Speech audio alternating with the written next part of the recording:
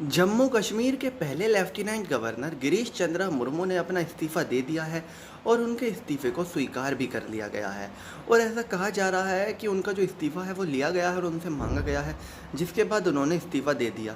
दरअसल में सरकार जो चाह रही थी और लेफ्टिनेंट गवर्नर के जो बोल थे वो आपस में मेल नहीं खा रहे थे और इस वजह से काफ़ी तालमेल की परिस्थिति उत्पन्न नहीं हो पा रही थी और सरकार और लेफ्टिनेंट गवर्नर के बीच में तालमेल नहीं बन पा रहा था।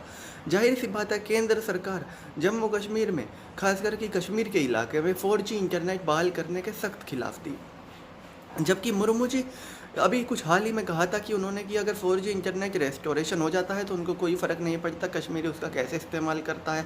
एक तरह से वो 4G इंटरनेट कश्मीर में रिस्टोर हो, कश्मीर का युवा दोबारा से तेज़ इंटरनेट चला पाए, इस बात के पक्ष में थे। जबकि सरकार और इंडियन आर्मी के फीडबैक पर जो सरकार काम कर रही है, साफ साफ सरकार का कहना है कि अगर 4G इंटरनेट कश्मीर में मिल जाता है तो जो पाकिस्तानी एक्टिविटियाँ हैं, एंटी इंडिया एक्टिविटी हैं, उनको बढ़ावा मिलेगा और लोग आसानी से 4G इंटरनेट की मदद से अपना प्रोपोगेंडा इंटरनेट पर जल्द से जल्द अपलोड कर पाएंगे। जिस वजह से सरकार बिल्कुल नहीं चाहती कि 4G इंटरनेट कश्मीर में कम से कम फ़िलहाल के लिए बहाल किया जाए। इसके अलावा विधानसभा चुनाव पर भी मुर्मू जी का एक बयान था जो उनके खिलाफ गया, जिसके बाद ऐसी खबर आ रही है कि अंदर खाने उनसे इस्तीफ़ा मांगा गया और उनको दिल्ली में एक बड़ी जिम्मेदारी दी जाएगी।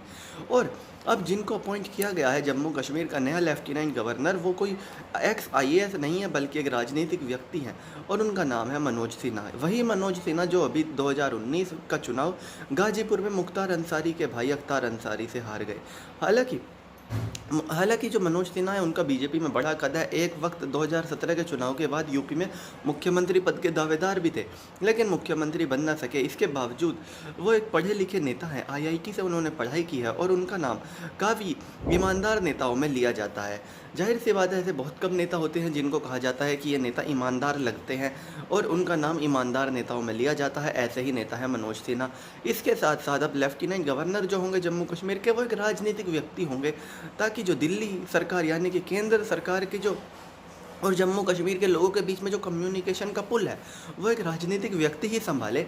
और जो चाहत हो केंद्रीय सरकार की, वो जो लेफ्टिनेंट गवर्नर है उनकी भी वही चाहत हो, क्योंकि अगर दोनों एक पार्टी के होंगे, राजनीतिक व्यक्ति होंगे, तो जाहिर सी बात है विचारधाराओं का जो मेल जोल है वो काफ़ी बराबर रहेगा और बिल्कुल भी विचारधाराओं का टकराव नहीं होगा। और वहीं मुर्मू जी को भी ऐसा कोई नुकसान नहीं हुआ है वहाँ से इस्तीफा देकर। मुर्मू जी को दिल्ली में एक बड़े विभाग की जिम्मेदारी दी जाने की तैयारी चल रही है। जाहिर सी बात है, मुर्मू जी IAS थे और ऐसी उम्मीद थी कि जो भी लेफ्टिनेंट गवर्नर हुआ करेगा दिल्ली का, वो एक ब्यूरोक्रेट होया करेगा, ना कि कोई राजनीतिक व्यक्ति। लेकिन अब राजनीतिक व्यक्ति की एंट्री हो गई और मनोज सिन्हा जी जो 2019 से पहले 2 बार मंत्री भी रहे, मोदी सरकार में ही रेल मंत्री भी रहे, और अब उनको जम्मू कश्मीर का लेफ्टिनेंट गवर्नर बनने की जिम्मेदारी दे दी गई है।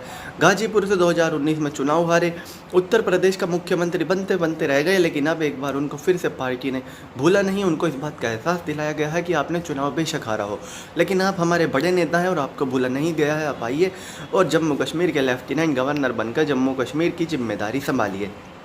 और मनोज सिन्हा ने भी इस जिम्मेदारी के लिए कमर कस ली है और वो भी इस जिम्मेदारी को संभालने के लिए बिल्कुल तैयार हैं। तो चलिए दोस्तों, मैं राहुल चौधरी फ़िलहाल इस वीडियो के लिए इतना ही। आगे भी इसी तरह की देश दुनिया बॉलीवुड और खेल की तमाम खबरों के लिए बने रहिए मेरे साथ। जय माता दी।